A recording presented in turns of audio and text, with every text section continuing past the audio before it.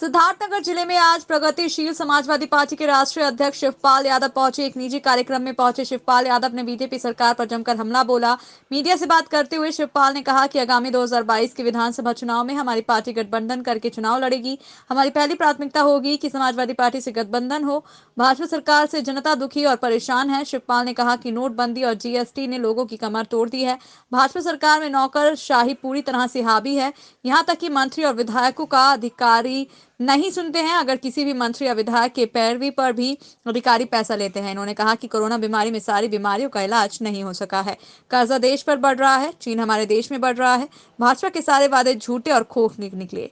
अर्थव्यवस्था नोटबंदी और जीएसटी से चौपट हो गई है, इसलिए गठबंधन करना जरूरी हो गया है। भाजपा सरकार को हटाना है। गठबंधन के लिए हमारी प्राथमिकता है समाजवादी पार्टी।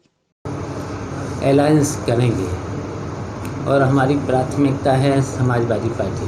पहली प्राथमिकता है समाजवादी पार्टी। अलायंस करके चुनाव लड़ेंगे और इसमें ज़रूरी हो गया है देश के सामने, विदेश के सामने, कि भारतीय जनता पार्टी ने जो भी फैसले लिए थे, जो भी निर्णय लिए हैं, जो भी कानून और उसमें चेंज किया है, कोई सफल नहीं हुआ है और उसकी वजह से पूरे देश की जनता दुखी हो गई है और परेशानी में है।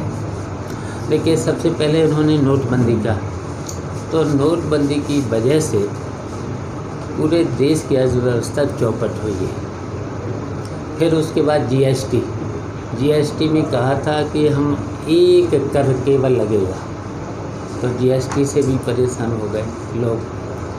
फिर भ्रष्टाचार से परेशान हो गए। देखिए, एक तरह से नौकरशाही इस सरकार के ऊपर हावी है। नौकरशाही यहाँ तक कि मंत्रियों की, भारतीय जनता पार्टी के विधायकों की भी बात नहीं सुनती। अगर सिफारिश किसी ने कर दी तो उसमें भी पैसा अधिकारियों को खुलेआम चाहिए। थानों में देखिए, तहसीलों में देखिए, सभी कार्यालय में ये हालत हुई है।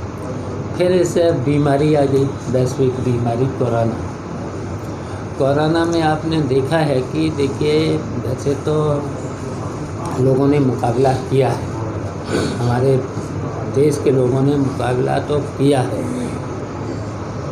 डॉक्टर और जो भी स्टाफ था पूरा के पूरे लगे रहे, लेकिन सरकार की तरफ से कम से कम एक ज़िले में जब बड़े बड़े हॉस्पिटल थे, मेडिकल कॉलेज थे, जिला अस्पताल थे, बहुत से अस्पताल थे, सीएससी थी, पीएससी थे, लेकिन ओपीडी कहीं तो व्यवस्था करना चाहिए था। और बीमारियों का कहीं इलाज ही नहीं। तो लोगों ने कैसे मुकाबला किया है, परेशानी में रहे, आज भी परेशानी में है। आज तक 8 महीना हो गए हैं, ज़िले में कहीं पर भी ओपीडी नहीं खुली हुई। उसकी वजह से जो अन्य बीमारियां थीं, हार्ट अटैक जैसी बीमारियां हैं, किडनी जैसी बीमारियां हैं, और भी बीमारियां हैं, तो उनका मुकाबला सरकार की तरफ से कोई सुविधा नहीं दी गई। अच्छा, कर्जा देश पर बढ़ा ही है। और देखिए, कब्जा भी वादा किया था चीन से वापस करा लेंगे, चीन बढ़ ही आई।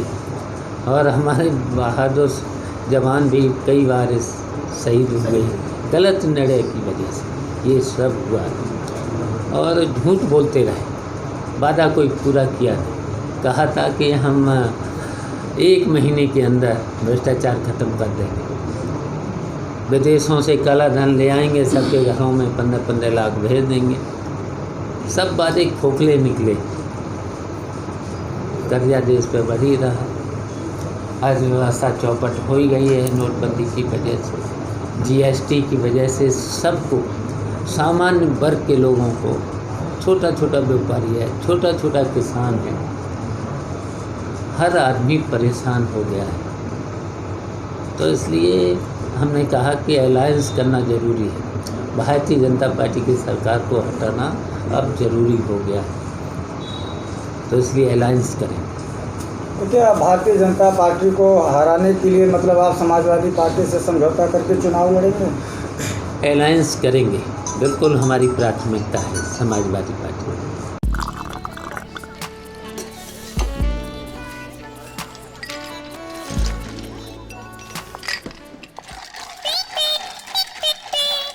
समझ अपनी भाषा में ही आता है। कंटेंट आपकी भाषा में ओनली ऑन डेली हंट।